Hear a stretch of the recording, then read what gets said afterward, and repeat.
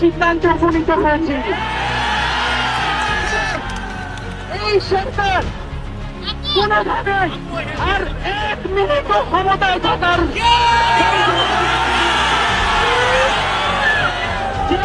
বলেছে। গণভবনের দরজা খোলা আছে।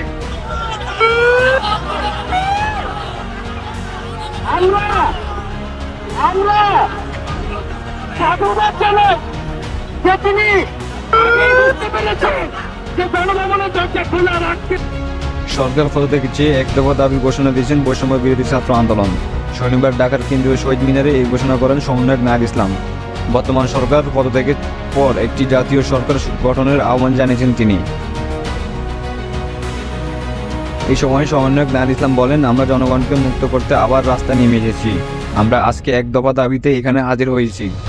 আমরা বাংলাদেশের মানুষের জীবনের নিরাপত্তা, সমাজের ন্যায় বিচার প্রতিষ্ঠার জন্য আমরা এক দফা সিদ্ধান্তে উপনীত হয়েছি। এবং তিনি এইও বলেন, এই সরকার কোনোভাবে আর 1 মিনিটও ক্ষমতা থাকার অধিকার রাখে না।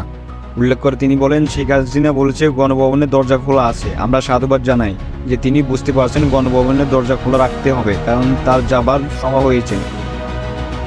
তিনি আরও বলেন, আপনি দরজা খুলে অপেক্ষা করুন, আমরা সংলাপ না, আপনাকে উৎখাত করার জন্য আসবো। শেখ হাসিনার পদত্যাগ করতেই হবে।